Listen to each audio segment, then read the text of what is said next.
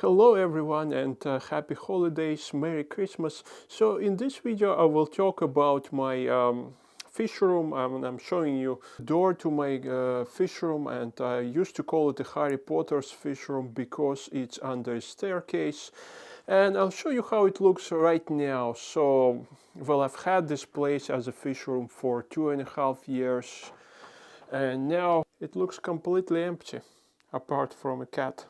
We are entering inside. There's still one empty fish tank, lots of rocks which I've been using in my pleco fish tanks. So it's in a way it's sad for me to see this place completely empty, and I haven't seen it empty for a very long time. At some point of time I had here up to I think 9 fish tanks sort of stuffed and crammed in here. But now, well, it's time for a new beginning, and it's time for something else. I guess I'm not sad to shut it down for one reason. Well, obviously it had a big advantage because it's a small space and it was quite easy to keep it warm, and fish tanks would be heating it up all by themselves, so I didn't need to have any heater in here. But it also had one huge disadvantage. It's a very small and narrow space, so watching the fish was almost impossible. Servicing tanks, doing water changes was also extremely difficult.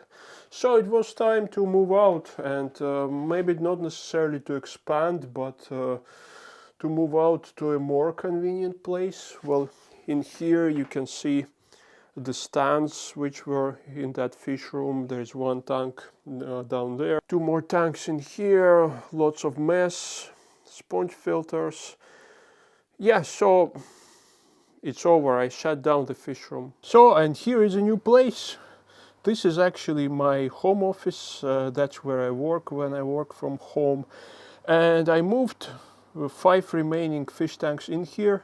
I already had a couple of fish tanks in here. I have here my dart frog vivarium, and I will do a complete review on that setup in a separate video, as some of you have been asking me to show you this vivarium more in details. So it has taken me probably a couple of weeks to relocate all these tanks and to do some changes to them actually, but now I'm more or less happy. So I just finished moving these fish tanks yesterday, and obviously all these 5 fish tanks are still quite fresh. You can see that I've changed the concept in my L number pleco fish tanks. Like all these 4, 5, no, just 4 tanks are with L number plecos.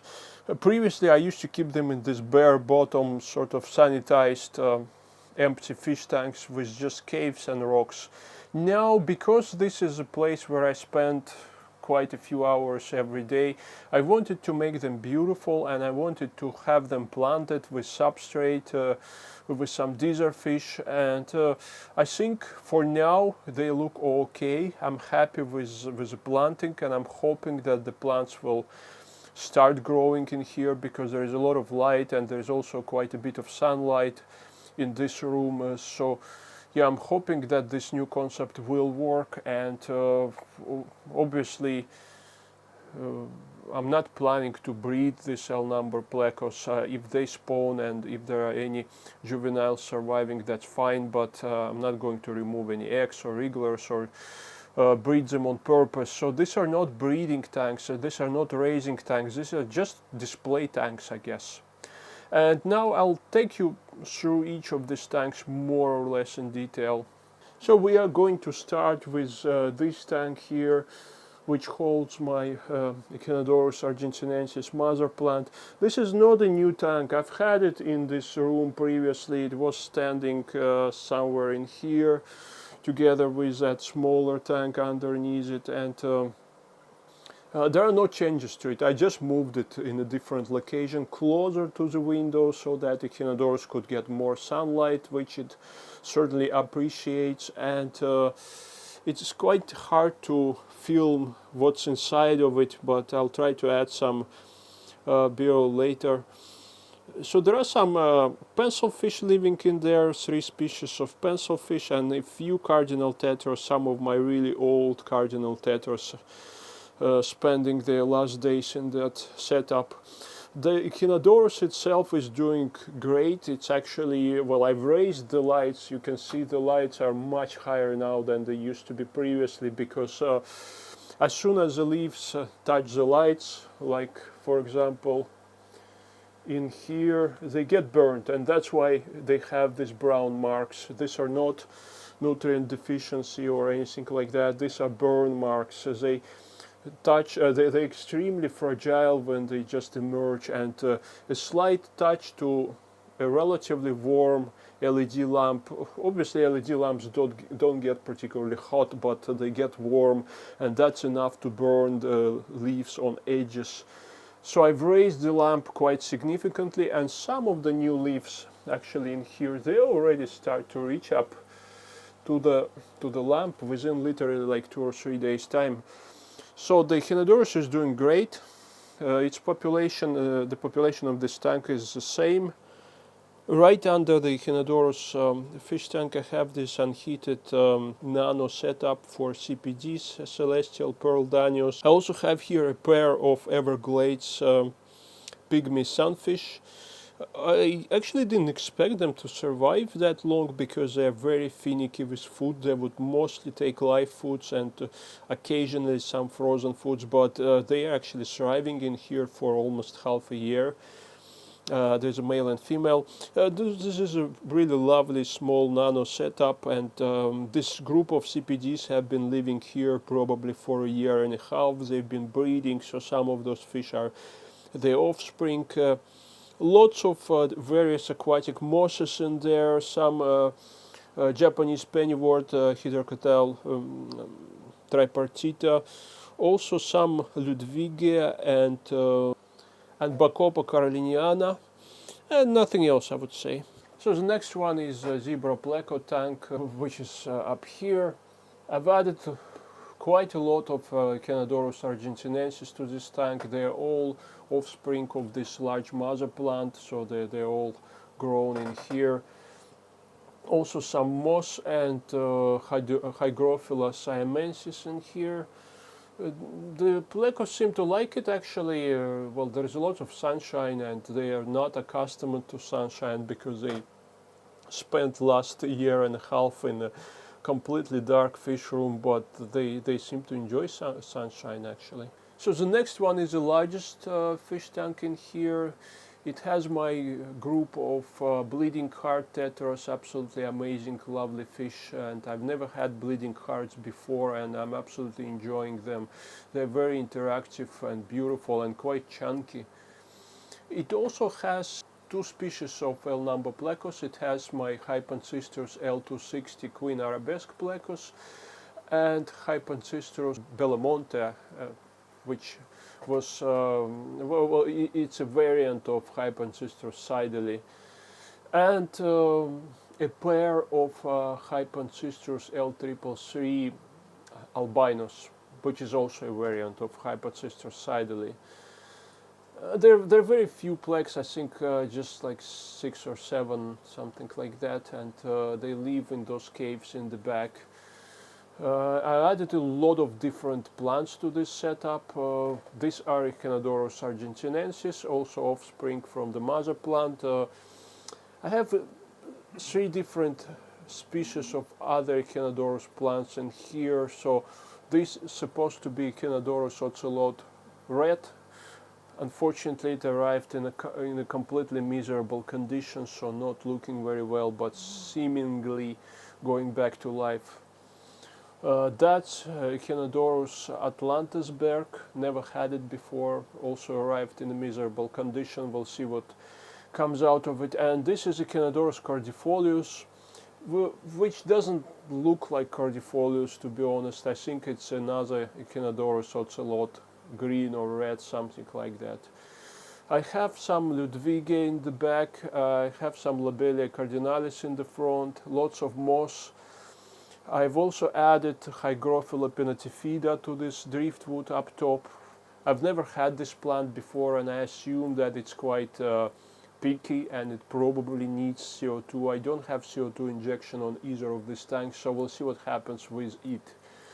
Other than that, probably this is my most favorite tank in the fish room, primarily because of bleeding hearts and how interactive they are.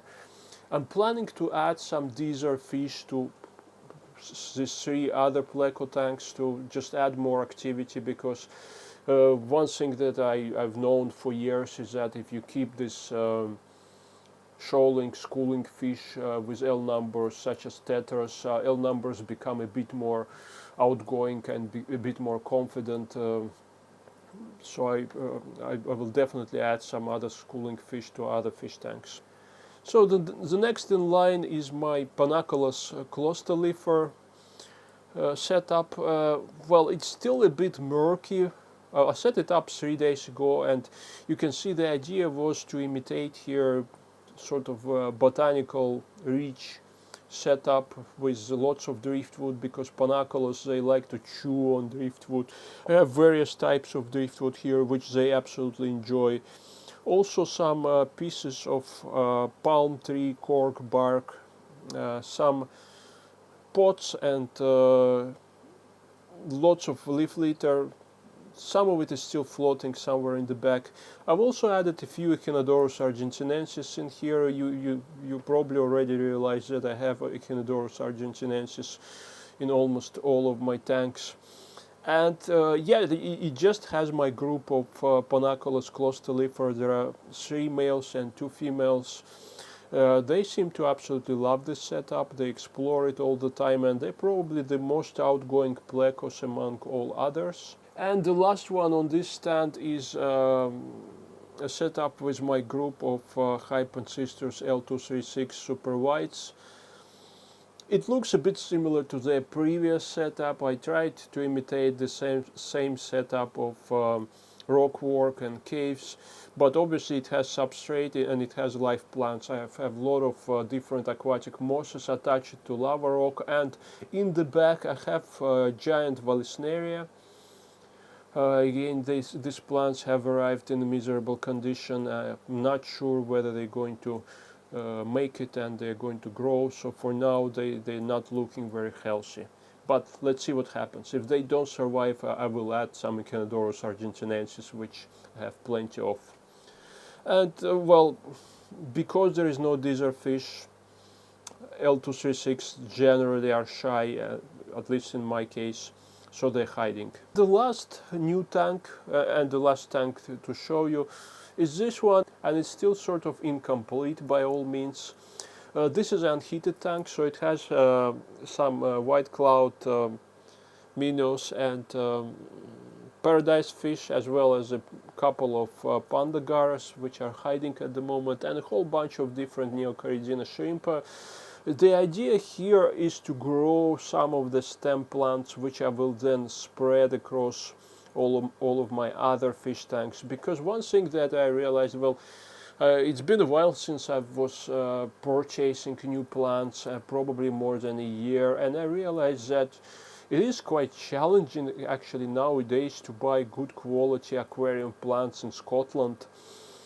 We have a number of, well, not in our region, in the whole of our region there's not a single fish shop, but elsewhere within the driving distance, local fish stores, they mostly store some sort of a basic bread and butter plants like Microsorum, Java ferns or Anubias, that sort of things, or some pond plants. But if you want to find some kind of more unusual, or not necessarily unusual, but some variety of stem plants, you have to order them online, because local fish stores, they don't stock them.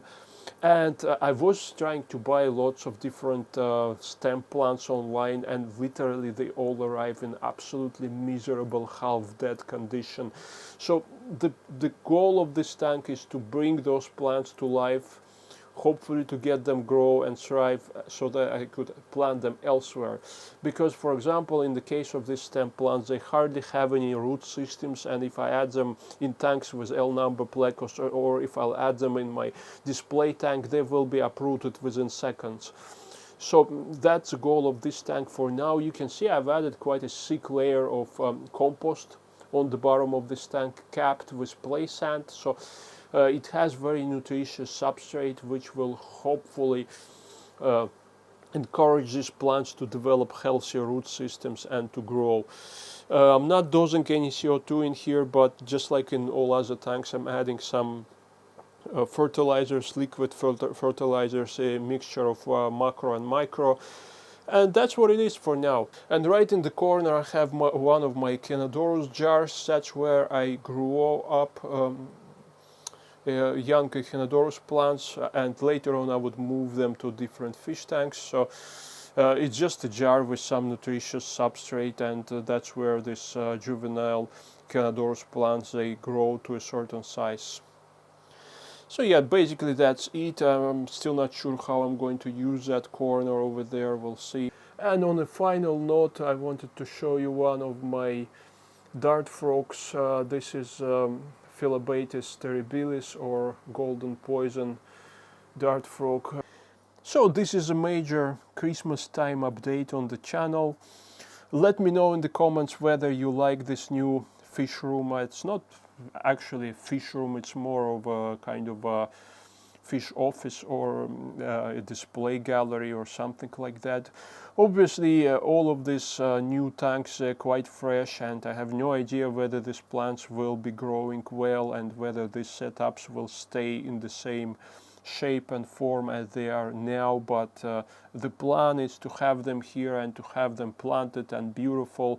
So yeah, let me know in comments what do you think about this relocation of my Harry Potter fish room, and whether you like this setup more. And I'll see you again in the new year.